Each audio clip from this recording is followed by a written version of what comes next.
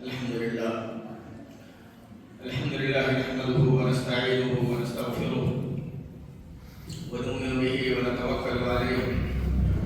ونعوذ بالله من شرور انفسنا ومن سيئات اعمالنا من يهده الله فلا مضل له ومن يضلل فلا هادي له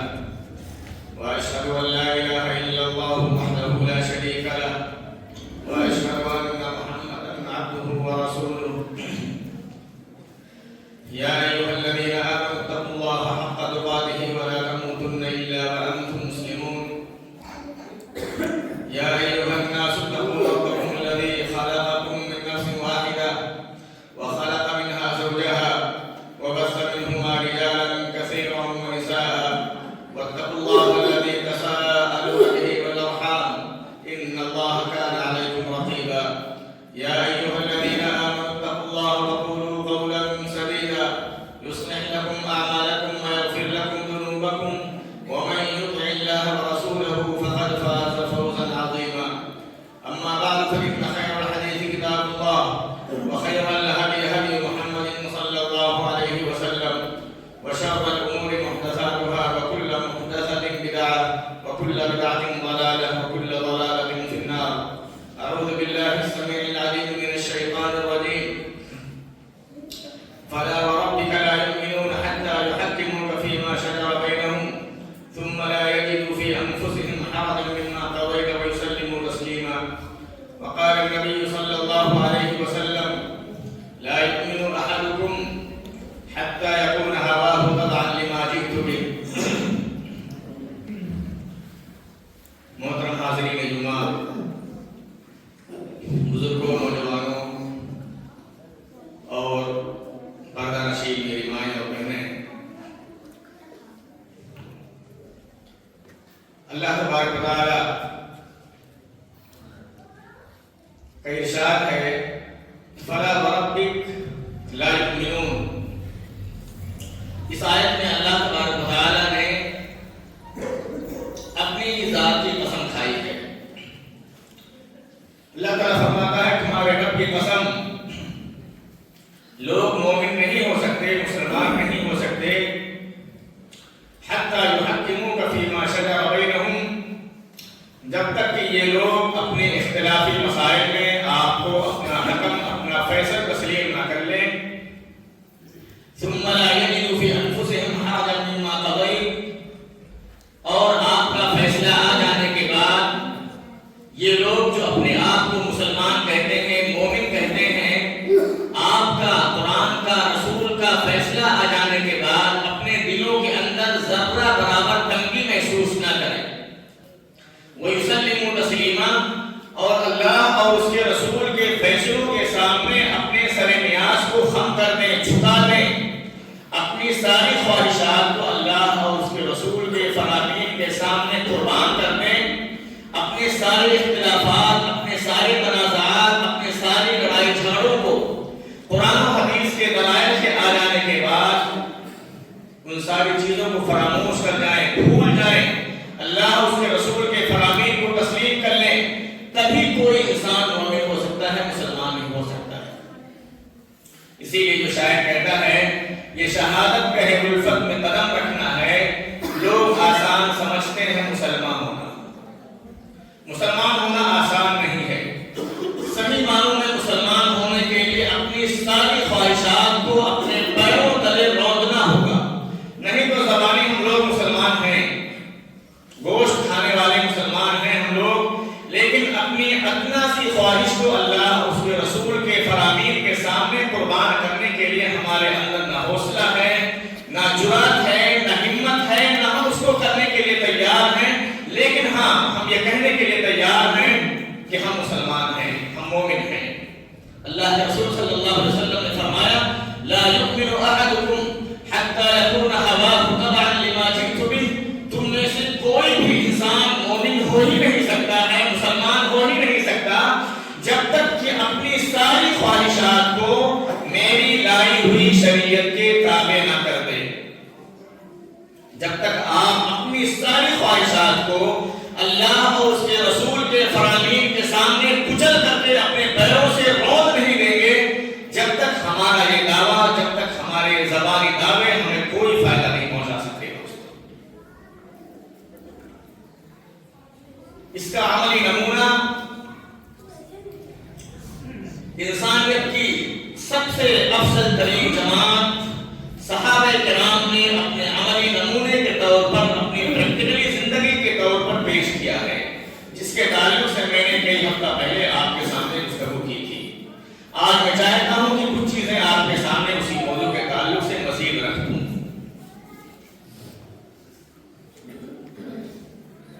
آپ جانتے ہوں گے کہ جب اللہ کے رسول صلی اللہ علیہ وسلم مکہ سے مدینہ ہجرت کر کے آئے تو مسلمانوں نے 17 مہینوں تک بیت المقدس کی طرف، فلسطین کی طرف رخ کر کے نماز پڑھی۔ 17 مہینوں تک مسلمانوں کو اس بات کا حکم دیا گیا کہ آپ کعبہ کو چھوڑ کر کے بیت المقدس کی طرف آپ رخ کر کے نماز پڑھیں۔ صحابہ کرام نے اللہ کے رسول صلی اللہ علیہ وسلم نے اللہ کے حکم کی تعمیل کرتے ہوئے 17 مہینوں تک بیت المقدس کی طرف، فلسطین کی طرف رخ کر کے نماز کی ادائیگی کی۔ لیکن اللہ کے رسول صلی اللہ علیہ وسلم کی آرزو تھی، تمنا کی، بار بار آپ آرزو کرتے تھے کہ کاش کہ ہمارا قبلہ بدل دیا جائے، ہمارا رخ بدل دیا جائے اور ہم بیت المقدس کے بجائے کعبہ کی طرف رخ کر کے نماز پڑھیں۔ اللہ کے رسول صلی اللہ علیہ وسلم بار بار لچائے ہوئی نگاہوں سے دیکھتے تھے کہ کاش کہ ہمارا قبلہ بدل دیا جائے، بیت المقدس کے بجائے کعبہ ہمارا قبلہ کر دیا جائے۔ اللہ تبارک و تعالیٰ نے اللہ کے رسول صلی اللہ علیہ وسلم کی مرضی کے مطابق تحویل قبلہ کا فیصلہ فرمایا، قبلہ تبدیل کر دیا گیا، قبلہ چینج کر دیا گیا۔ قرآن کریم کی آیت نازل ہوئی، فَوَلِّ وَجْهَكَ شَطْرَ الْمَسْجِدِ الْحَرَامِ، اے محمد کریم صلی اللہ علیہ وسلم آپ اپنا قبلہ بیت المقدس کے بجائے کعبہ کی طرف کر لیجئے۔ آپ مسجد نبوی میں تھے، صحابہ کرام نے آپ کے ساتھ نماز پڑھی، صحابہ کرام اس پیغام کو لے کر کے مدینے کے اندر پھیل گئے۔ کہا جاتا ہے، روایتوں میں آتا ہے کہ بعض صحابہ کرام مسجد قباء میں ایسے وقت میں پہنچے کہ صحابہ کرام نمازیں پڑھ رہے تھے۔ نمازوں کے درمیان جیسے انہیں خبر ملی، ایک منادی نے آواز لگائی کہ قبلہ بدل دیا گیا ہے، بیت المقدس کے بجائے اپنا قبلہ کعبہ کو کر لیجیے۔ حدیثوں میں آتا ہے کہ صحابہ کرام اللہ کے رسول کے اس فرمان کی تعمیل کرتے ہوئے دوران نماز حکم میں تردد نہیں کیا۔ اللہ کے رسول کا فیصلہ آیا، صحابی نے اطلاع دی، صحابہ کرام دوران نماز ہی اپنا قبلہ بدل کر کے بیت المقدس کے بجائے کعبہ کی طرف اپنے رخ کو موڑ لیا۔ تردد محسوس نہیں کیا، اس لیے کہ اللہ کا فیصلہ آ گیا، رسول کا فیصلہ آ گیا۔ 17 مہینے ہم نے بیت المقدس کی طرف رخ کر کے نماز پڑھا، لیکن اللہ کا فیصلہ آ جانے کے بعد اب نماز میں بھی تاخیر نہیں، نماز کے دوران ہے لیکن نماز کے دوران ہی اپنا قبلہ بدل کر کے بیت المقدس کے بجائے کعبہ کی طرف رخ کر کے نماز پڑھنے لگے۔ یہ ہے صحابہ کے یہاں امتثال لامر اللہ، اللہ کے حکم کی وجہ آئی کہ اللہ کا حکم جہاں آ جائے، رسول کا حکم جہاں آ جائے، وہیں پر سر تسلیم کو خم کر دیجیے۔ اسی کو اسلام کہا جاتا ہے دوستو، اسی کو مسلمان کہتے ہیں۔ ہم لوگ اپنے آپ کو مسلمان کہتے ہیں، مسلم کہتے ہیں، یعنی ہم نے اپنی ساری خواہشات کو اللہ اور اس کے رسول کے فرامین کے حوالے کر دیا ہے، اپنے آپ کو سرنڈر کر دیا ہے دوستو۔ ایک حدیث میں آتا ہے کہ اللہ کے رسول صلی اللہ علیہ وسلم خطبہ دے رہے تھے منبر پر۔ خطبے کے دوران آپ نے کسی کو کہا اجلس، بیٹھ جاؤ۔ حضرت عبداللہ بن مسعود رضی اللہ تعالیٰ عنہ ابھی مسجد سے داخل ہو رہے تھے، مسجد کے دروازے پر تھے۔ ان کے کانوں سے یہ آواز ٹکرائی کہ اللہ کے رسول صلی اللہ علیہ وسلم نے بیٹھنے کا حکم دیا ہے۔ یہ تعقل نہیں کیا، یہ پوچھا نہیں کہ حکم کس کو دیا گیا ہے۔ مسجد میں مصلی کو حکم دیا گیا ہے، فلاں کو حکم دیا گیا ہے، فلاں کو حکم دیا گیا ہے۔ حضرت عبداللہ بن مسعود مسجد کے دروازے پر بیٹھ گئے، کیوں؟ اس لیے کہ اللہ کے رسول کا فرمان آ گیا ہے، بیٹھ جائیے۔ کس کو کہا گیا؟ اس سے مجھے کوئی سروکار نہیں ہے، نبی کا فرمان آ گیا ہے، بیٹھ جائیے۔ اس لیے فوراً مسجد کے دروازے کے پاس بیٹھ گئے۔ یہ ہے امتثال بامر اللہ، اللہ اور اس کے رسول کی حکم کی وجہ آوری، اللہ کا فرمان آ جائے، رسول کا فرمان آ جائے، پھر ہمارے دلوں میں ذرہ برابر کوئی تنگی، کوئی تردد نہیں ہونا چاہیے۔ اللہ تعالیٰ کہتا ہے کہ اگر آپ کے دلوں میں اللہ اور اس کے رسول کے فیصلوں کے آ جانے کے بعد تھوڑی سی تنگی محسوس ہو رہی ہے کہ شاید اس میں میرا نقصان ہو جائے گا، شاید اس فیصلے کے اندر میرے لیے خیر نہیں ہے، میرے لیے بھلائی نہیں ہے، گویا کہ دوستو آپ کا ایمان خطرے میں ہے۔ حضرت زینب بنت جحش رضی اللہ تعالی عنہ اللہ کے رسول صلی اللہ علیہ وسلم کی پھوپھی ذات بہن ہے۔ آپ صلی اللہ علیہ وسلم نے حضرت زینب بنت جحش رضی اللہ تعالی عنہ جو ایک اونچے خاندان کی خاتون تھی، مکہ کے اشراف سے ان کا تعلق تھا، انتہائی اونچے خاندان، اعلیٰ خاندان کی خاتون زینب بنت جحش رضی اللہ تعالی عنہ، اور مدینے کے اندر ایک غلام تھے حضرت زید رضی اللہ تعالی عنہ، ان کے بیٹے کا نام تھا اسامہ۔ آپ ذرا اندازہ لگائیں کہ آپ کے معاشرے کے اندر جو انتہائی لو کلاس کا آدمی ہو، جو گرا بڑا ہو، جس کی کوئی حیثیت نہ ہو، نہ اس کے پاس رہنے کے لیے صحیح سے کھانے ہو، نہ پہننے کے لیے کپڑے ہوں، جس کو آپ معاشرے میں انتہائی گرا ہوا انسان سمجھتے ہیں، آپ کے معاشرے کا، سوسائٹی کا انتہائی اعلیٰ انسان، کہا جائے کہ آپ اس سے شادی کر لیجئے، کتنے لوگ ہیں جو اس کے لیے تیار ہو پائیں گے؟ زینب بنت جحش رضی اللہ تعالی عنہ اپنے دل کے اندر تنگی محسوس کر رہی تھی کہ میں اسامہ بن زید جو کہ ایک آزاد کردہ غلام کے بیٹے ہیں اسامہ، میں ان سے شادی کیسے کروں؟ غلام جس کو خریدا جاتا ہے، بیچا جاتا ہے، پیسوں کے سکوں کے بدل بیچا جاتا ہے، خریدا جاتا ہے، اس سے شادی کرنے کی بات نہیں جا رہی ہے۔ زینب بنت جحش رضی اللہ تعالی عنہ اس کے لیے شروع میں تیار نہیں ہوئی، تنگی محسوس کی۔ اللہ تبارک و تعالی نے قرآن کریم کی آیت نازل فرمائی، وَمَا كَانَ لِمُؤْمِنٍ وَلَا مُؤْمِنَةٍ اذا قضى الله ورسوله امرا ان يكون لهم الخيرة من امرهم، کسی مومن مرد، کسی مومن عورت کے لیے جائز نہیں ہے کہ اللہ اور اس کے رسول کا فیصلہ آ جانے کے بعد اپنا کوئی فیصلہ ظاہر کرے، اپنا اختیار ظاہر کرے کہ میں شادی اسامہ بن زید سے نہیں کرنا چاہتی ہوں، میں اس کے لیے راضی نہیں ہوں۔ قرآن کا فیصلہ آ جانے کے بعد زینب بنت جحش رضی اللہ تعالی عنہ نے فوراً شادی کے لیے ہاں بھرنے تیار ہو گئی اور حضرت اسامہ بن زید رضی اللہ تعالی عنہ سے آپ کی شادی کر دی گئی۔ دوست، یہ ہے امتثال بامر اللہ، اللہ اور اس کے رسول کے فرامین کے سامنے اپنے فیصلوں کو چھوڑ دیجئے، اپنے فیصلوں کو جو ہے اپنے پیروں سے روک دیجئے، تبھی ہم دوستوں صحیح معنوں میں مسلمان ہو سکتے ہیں، نہیں تو ہمارا اسلام خطرے میں رہے گا۔ آپ ذرا دیکھیں صلح حدیبیہ کا واقعہ، ہمارے لیے اس میں بہت سارے اسباب ہیں۔ صلح حدیبیہ کیا ہے؟ اللہ کے رسول صلی اللہ علیہ وسلم سن 6 ہجری میں اپنے ساتھیوں کے ساتھ عمرہ کرنے کی غرض سے مکہ کی طرف چلے، اور حدیبیہ جب آپ پہنچے تو مکہ والوں نے آپ کو روک دیا کہ آپ لوگ عمرہ نہیں کر سکتے، حالانکہ اللہ کے رسول صلی اللہ علیہ وسلم آپ کے ساتھیوں نے اپنے ساتھ جانوروں کو بھی لے رکھا، اپنے ساتھ جو ہے جانوروں کو لے رکھا تھا، آپ نے اپنے تلواروں کو اپنے نیاموں میں رکھ رکھا تھا تاکہ یہ پیغام دے سکیں کہ ہم کسی جنگ کے ارادے سے نہیں آئے ہیں، ہم لڑائی جھگڑا کرنے کے لیے نہیں آئے ہیں، ہم کسی اور مقصد سے ہرگز مکہ میں نہیں آئے ہیں، بلکہ مکہ میں آنے کا مقصد ہمارا صرف اور صرف اللہ کے گھر کا طواف ہے، اس کے علاوہ ہم آپ کو کوئی نقصان نہیں پہنچانا چاہتے ہیں۔ لیکن مکہ والے راضی نہیں ہوئے، مکہ والوں نے کہا نہیں، آپ کعبہ کا طواف نہیں کر سکتے، آپ مکہ میں داخل نہیں ہو سکتے، سختی کے ساتھ منع کر دیا گیا، جس کی وجہ سے صحابہ بہت زیادہ غمگین ہوئے، بہت زیادہ اضطراب، بے چینی کی کیفیت پیدا ہو گئی، صحابہ بہت زیادہ پریشان، انتہائی آرزوؤں کے ساتھ نکلے تھے کہ کعبہ کا طواف کریں گے، کئی سالوں کے بعد مکہ جانے کا اتفاق ہوا تھا۔ یہاں تک کہ حضرت عمر خطاب رضی اللہ تعالیٰ عنہ جو انتہائی عظیم المرتبہ انسان شمار کیے جاتے ہیں، اس قدر ناراض ہوئے کہ جب اللہ کے رسول صلی اللہ علیہ وسلم مشرکوں کے ساتھ سمجھوتا کر بیٹھے کہ ہم اس سال طواف نہیں کریں گے، ہم واپس جائیں گے مدینہ، ہم بعد میں کبھی طواف کریں گے جب موقع میں ایسا آئے گا، عمر خطاب بھی ملا اٹھے، غصے سے ان کا دل پھٹنے لگا اور اللہ کے رسول صلی اللہ علیہ وسلم سے جا کر کے کہا الست نبی اللہ حقا، کہ اللہ کے رسول کیا آپ نبی برحق نہیں ہیں؟ کہا کیوں نہیں، میں نبی برحق ہوں۔ کہا اللہ کے رسول صلی اللہ علیہ وسلم کیا ہم لوگ حق پر نہیں ہیں اور یہ کفار مشرکین مکہ باطل پر ہیں؟ کہا ضرور ہم لوگ حق پر ہیں اور یہ کفار مشرکین مکہ باطل پر ہیں۔ عمر خطاب رضی اللہ تعالیٰ عنہ نے مزید کہا اللہ کے رسول صلی اللہ علیہ وسلم کیا آپ نے ہم سے وعدہ نہیں کیا تھا کہ ہم کعبہ کا طواف کریں گے، اور آپ ہم یہ ذلت کیوں برداشت کر رہے ہیں؟ آپ جانتے ہیں عمر خطاب کی دلالت، وہ کبھی ذلت کو برداشت کرنے کے لیے تیار نہیں تھے. کہا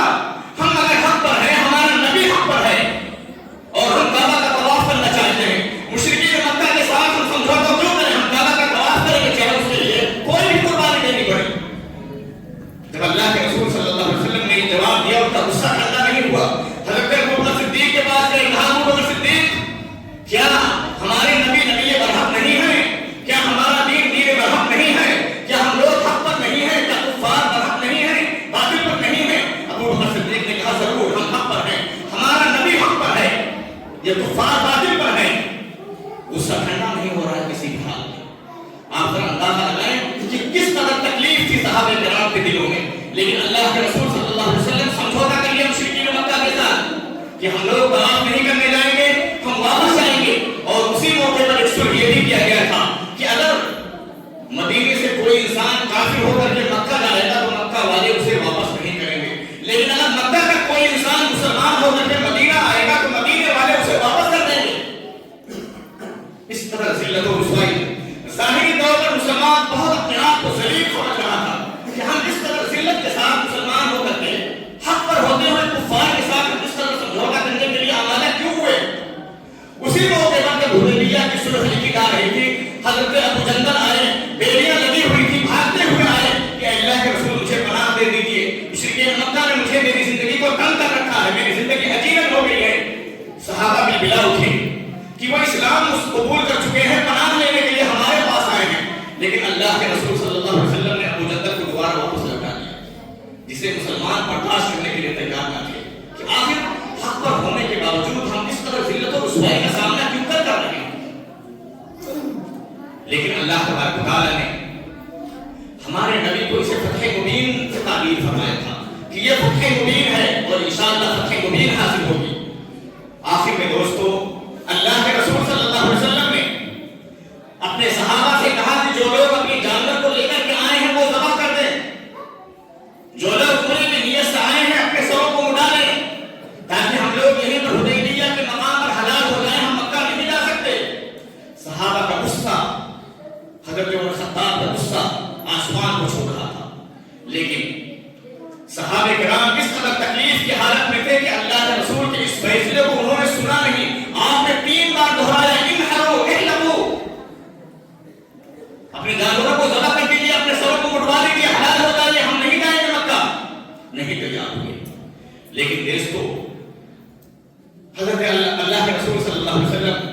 اپنی بیوی حضرت ام سلمہ رضی اللہ تعالی عنہا کے پاس گئے اور ان کے سامنے جا کر کے واقعہ بیان کیا کہ ایسا ایسا معاملہ ہے. میں صحابہ کو بار بار کہہ رہا ہوں کہ حلال ہو جائیے، کوئی حلال ہونے کو تیار نہیں، سب مڑانے کو تیار نہیں ہے. حضرت ام سلمہ رضی اللہ تعالی عنہا نے آپ کو ایک مشورہ دیا کہ اے اللہ کے رسول صلی اللہ علیہ وسلم، آپ کسی انسان سے بات مت کیجیے، آپ جائیے، نائی کو بلائیے، حلاق کو بلائیے، اپنے سر کو اڑائیے. اللہ کے رسول صلی اللہ علیہ وسلم نکلے، اپنے سر کو اڑایا. صحابہ کرام نے اللہ کے رسول کو سر اڑاتے ہوئے جو تھا، سارے صحابہ کرام نے اپنے سروں کو اڑایا، اپنے جانوروں کو ذبح کر دیا. امتثال من امر رسول، اللہ کے رسول کے حکم کے سامنے اپنی ساری خواہشات، اپنے سارے جذبات، اپنے سارے غصوں کو اپنے پیروں سے روک دیا، اس لیے کہ ہمارے نبی نے جو کہا تھا وہ کر کر کے دکھایا ہے. اللہ کے رسول کا حکم آ گیا، اللہ کے رسول کا فرمان آ گیا. اب ہم اللہ کے رسول کے فرمان کی نافرمانی نہیں کر سکتے، نہیں تو ہمارا ایمان خطرے میں پڑ جائے گا. اسی موقع پر ایک اور واقعہ پیش آیا جسے شریعت میں بیعت الرضوان کے نام سے یاد کیا جاتا ہے. اللہ تبارک و تعالیٰ کو یہ بیعت بہت زیادہ پسند آئی. اللہ کے رسول صلی اللہ علیہ وسلم نے حضرت عثمان بن عفان رضی اللہ تعالیٰ عنہ کو مکہ بھیجا کہ جا کر کے مکہ والوں سے بات کیجیے، انہیں سمجھائیے کہ ہم عبادت کے لیے نہیں آئے ہیں، جنگ کرنے کے لیے نہیں آئے ہیں، جہاد کے لیے نہیں آئے ہیں، ہم کعبہ کا طواف کرنے کی طرف سے آئے ہیں، اس کے علاوہ ہمارا کوئی ارادہ نہیں ہے. حضرت عثمان بن عفان رضی اللہ تعالیٰ عنہ کے لوٹنے میں تاخیر ہو گئی. صحابہ کے درمیان یہ خبر پھیل گئی کہ حضرت عثمان کو مکہ میں قتل کر دیا گیا ہے. اللہ کے رسول صلی اللہ علیہ وسلم نے صحابہ کو آواز دی، کہا موت پر بیعت کرو. حضرت عثمان کے خون کا بدلہ لینا ہے مکہ والوں سے. اگر مکہ والوں نے حضرت عثمان کا خون کیا ہے تو عثمان کے خون کا بدلہ لینا ہے، اس کے لیے آؤ میرے ہاتھوں پر موت پر بیعت کرو. اس بات پر بیعت کرو کہ ہم مر جائیں گے لیکن میدان کا آزار کو چھوڑ کر کے نہیں بھاگیں گے، ہم میدان سے پیچھے نہیں ہٹیں گے. اس بات پر بیعت کرو. سارے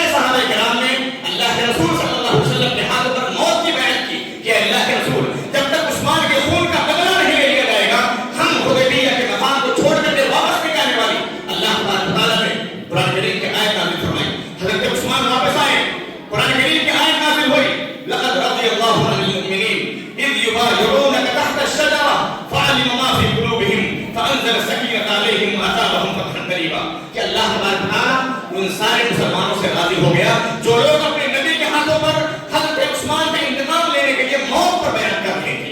سارے صحابہ کرام کے بارے میں اللہ تبارک و تعالیٰ نے اپنی رضا اور اپنی خوشی کا پروانہ سنا دیا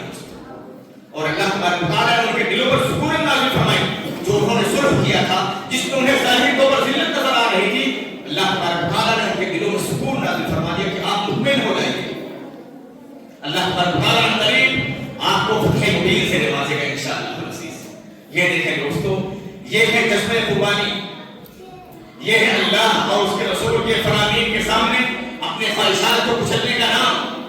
اس لیے صحابہ ہمارے لیے آئیڈیل میں نمونہ ہے. اللہ تبارک و تعالیٰ نے قرآن کریم کے آیت نازل فرمائی لن تنالوا البر حتى تنفقوا مما تحبون,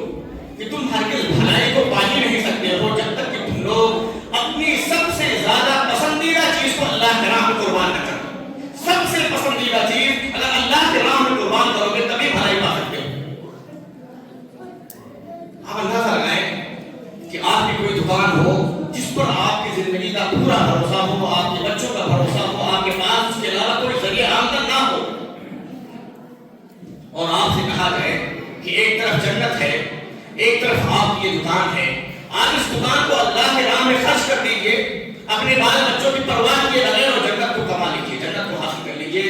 کتنے ہم ایسے لوگ ہیں دوستوں جن کا ایمان اس قدر پختہ ہوگا تبھی ہوگا کہ وہ جنت کے بالمقابل اپنی دنیا کا سودا کر بیٹھے. حضرت ابو طلحہ انصاری رضی اللہ تعالیٰ عنہ حدیثوں میں آتا ہے کہ آپ کا ایک باغ تھا, بیوحہ نامی باغ, جو آپ کا سب سے پسندیدہ باغ تھا اور سب سے قیمتی آپ کا باغ تھا, جس پر آپ کی پوری زندگی کا انحصار تھا. مسجد نبوی کے قبلہ کے یعنی مسجد نبوی کے سامنے قبلہ رخ آپ کا وہ باغ تھا.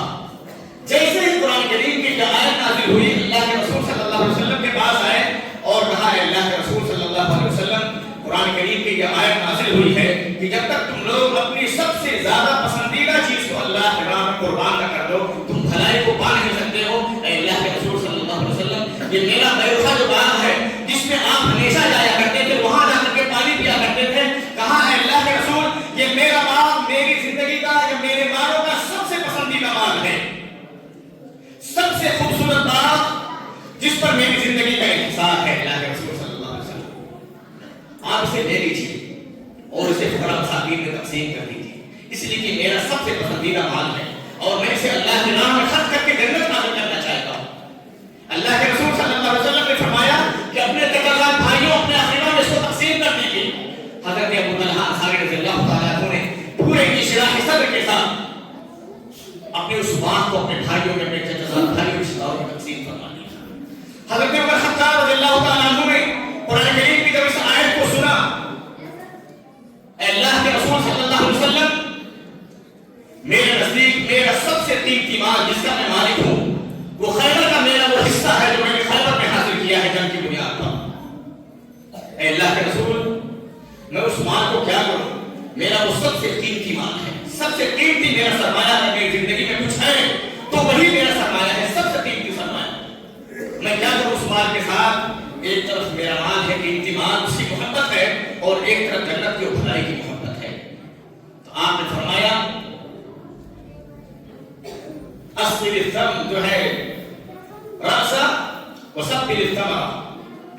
کہ جو اصل المال ہے اس کو باقی رکھیے اور جو پھل ہے اس کا سارا اللہ کے نام میں تقسیم کر دیجیے.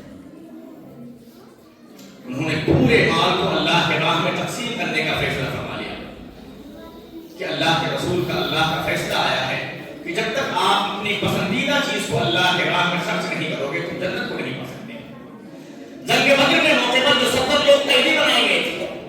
ہم لوگ اپنے ایمان کا جائزہ لیں, اپنے حالات کا جائزہ لیں کہ ہمارا ایمان کہاں ہے. آج ہمارے پاس یا ہمارے دلوں میں حق کہنے کی جرات کس قدر ہے, ہم اپنوں کے خلاف حق بات کہنے کی کس قدر جرات رکھتے ہیں. اللہ کے رسول صلی اللہ علیہ وسلم نے صحابہ کرام میں سے حضرت ابو بکر صدیق اور حضرت عمر خطاب سے مشورہ کیا کہ آپ ذرا بتلائیں کہ جو جنگ بدر میں 70 لوگ قیدی کیے گئے ہیں, قیدی بنائے گئے ہیں, ان کے ساتھ کیا معاملہ اختیار کیا گیا. حضرت ابو بکر صدیق نے کہا ہے اللہ کے رسول صلی اللہ علیہ وسلم کہ آپ کے خاندان کے لوگ ہیں, ہمارے شہر کے لوگ ہیں, انہیں چھوڑ دیجئے, فدیہ لے لیجئے, ان سے ہم لوگ مستفید ہوں گے. شاید کہ لوگوں کا مسلمان ہو جائے, ان سے ہم لوگ مستفید ہوں گے. چھوڑ دیجیے، انہیں معاف کر دیجیے، فدیہ لے لیجیے۔ عمر خطاب رضی اللہ تعالیٰ عنہ نے کہا نہیں ہے اللہ کے رسول، جو ابو بکر کی رائے ہے میری وہ رائے حدیث نہیں ہے، میری رائے تو یہ ہے کہ جو میرا سب سے چہیتا انسان قیدیوں میں ہے میرے حوالے کیا جائے، میں اس کی گردن کو ماروں، اور حضرت علی کو ان کا بھائی عقیل حوالے کیا جائے، عقیل بن ابی طالب کو حضرت علی کے حوالے کیا جائے، اور حضرت علی اپنے ہی ہاتھوں سے اپنے بھائی کا خون کریں، اور حضرت حمزہ کو ان کا بھائی ان کے حوالے کیا جائے، اور حضرت حمزہ اپنے ہی ہاتھوں سے اپنے بھائی کا خون کریں، تاکہ اللہ تبارک و تعالیٰ کو اس بات پہ یقین ہو جائے، علم ہو جائے کہ حق کے بالمقابل، قرآن و سنت کے بالمقابل، دین کے مقابل مشرکوں کے لیے چاہے وہ ہمارے رشتہ دار ہی کیوں نہ ہو، ہمارے دلوں میں کوئی نرمی نہیں پائی جاتی ہے اللہ کے دین کے بالمقابل۔ اس بات کا اظہار کرنا چاہتے ہیں ہم کہ دین ایک طرف، دنیا کی ساری خواہشات، ساری رشتہ داری ایک طرف، دین کو قربان کرنا کبھی گوارا نہیں کیا جا سکتا۔ حضرت حضرت ابو بکر صدیق رضی اللہ تعالیٰ عنہ، ان کے بیٹے نے اپنے باپ ابو بکر سے کہا اے ابو جان، جنگ بدر میں آپ میرے وار پر کئی بار آئے، میرے نشانے پر کئی بار آئے، لیکن آپ کی شفقت، آپ کی محبت غالب آ گئی، لیکن میں نے آپ پر تلوار نہیں چلایا، اس لیے کہ آپ میرے باپ ہیں۔ ابو بکر صدیق نے کہا اے بیٹے اگر تم میرے نشانے پر ایک بار بھی آ جاتے واللہ میں تمہاری گردن کو اڑا دیتا، میں تمہاری گردن کو نہ چھوڑتا۔ یہ ہے دین کے لیے قربانی، دین کے لیے مر مٹنے کا جذبہ، اللہ کے احکام و فرامین کے لیے مر مٹنے کا جذبہ۔ دوستو ایک بات اور کہہ کر کے اپنی بات ختم کرتا ہوں، کس قدر حق گوئی کی ضرورت ہے، اپنے دلوں کو، سینے کو چوڑا کرنے کی ضرورت ہے دوستو، انسان کی خاطر، اللہ کی کامیابی کی خاطر، جنت کی سرخی، جنت کو حاصل کرنے کے لیے، آخرت میں سرخی حاصل کرنے کے لیے کس طرح اپنے خواہشات کو کچلنے کا نام ہے اسلام۔ سن 5 ہجری میں ایک غزوہ پیش آیا جسے غزوہ بنی المصطلق کے نام سے جانا جاتا ہے، جس میں انصار و مہاجرین کی ایک بہت بڑی تعداد شریک ہوئی۔ انصار و مہاجرین وہاں پر اکٹھا تھے کہ آپس میں دونوں انصار میں سے اور مہاجرین میں سے کسی کے درمیان بات کہانی ہو گئی، لڑائی جھگڑے کی نوبت آ گئی۔ مہاجر نے کہا یا المہاجرین، اور انصاری نے انصاریوں کو آواز دیا انصاریوں میری مدد کے لیے آؤ۔ مہاجر میں سے اس نے اپنے مہاجرین کو آواز دی کہ مہاجر میری مدد کے لیے آؤ۔ اللہ کے رسول صلی اللہ علیہ وسلم کو اس واقعے کی خبر ملی، آپ نے فرمایا دعوها فإنها منتنة، چھوڑ دو، یہ تو بدبودار چیز ہے، یہ تو جاہلیت کا معاملہ ہے،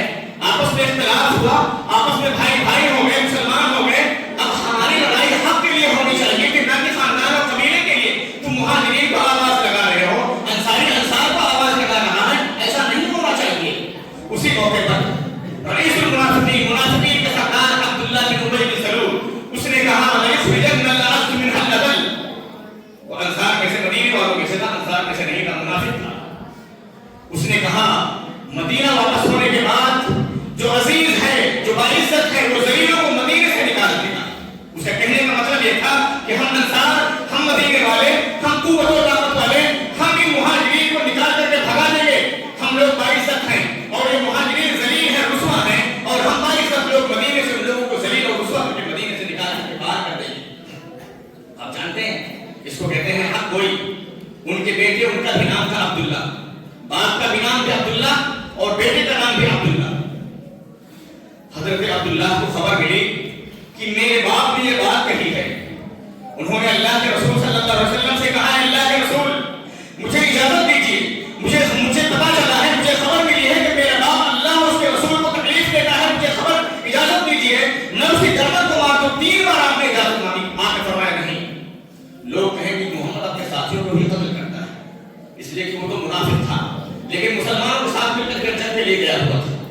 لوگ کہیں گے کہ محمد اپنے ساتھیوں کو قتل کرتا ہے، آپ نے قتل کرنے کی اجازت نہیں دی، لیکن ان کے بیٹے عبداللہ بن ابی بن سلول نے کیا کہا؟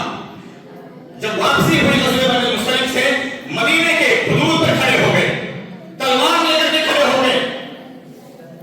اور جب ان کا باپ مدینے میں داخل ہونا چاہا، اپنے باپ سے کہا اللہ کی قسم تم مدینے میں اس وقت تک داخل نہیں ہو سکتا ہے جب تک اللہ کے رسول تجھے داخل ہونے کی اجازت نہ دے دے۔ تو نے یہ بات کہ جو عزیز ہے جو عزت ہے وہ ذلیلوں کو نکال دے گا.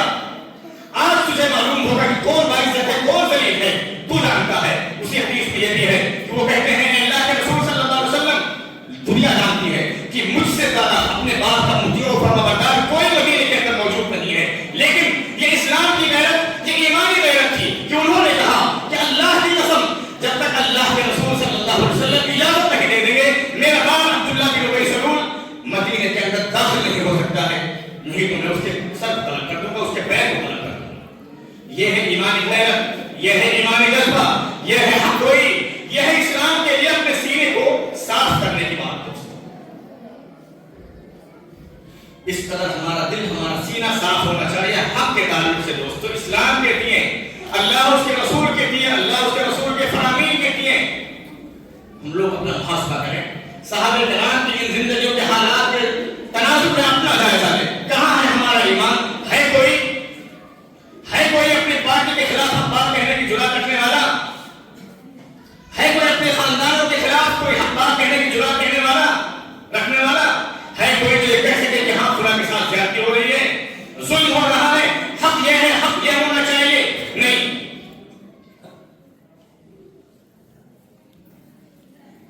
زبانیں گم ہیں، حق کے بعد میں زبانیں ہماری گم ہیں. اگر جائزہ لیں پورے حالات کا، پورے گاؤں کا جائزہ لیں، ایک کے دکے کے علاوہ آپ شاید حق پسند کسی کو کہنے کی جرات نہیں کر پائیں گے کہ جس کے اندر ایک جرات ہوگی نہیں حق اسی کو دیا جائے گا جو صاحب حق ہے، چاہے اس کے لیے خاندان کو چھوڑنا پڑے، چاہے اس کے لیے اپنے گروہ کو چھوڑنا پڑے، چاہے اس کے لیے مجھے کام و تشنیع کا سامنا کرنا پڑے. نہیں، یہ جرات، یہ حق گوئی، یہ حوصلہ اپنے اندر پیدا کرنے کی ضرورت ہے. نہیں تو زبان سے کہہ بھی دیا لا الہ تو کیا حاصل، دل و نظر جو مسلمان نہیں تو کچھ بھی نہیں. زبان گاؤں سے دوستوں کچھ نہیں ہونے والا ہے، چاہے ہم ہو یا آپ. اللہ تبارک و تعالیٰ کی ذات سے دعا کرتا ہوں کہ اللہ تبارک و تعالیٰ ہمیں حق کہنے، سچ کہنے، حق کا دفاع کرنے، سچ کا دفاع کرنے اور حق کے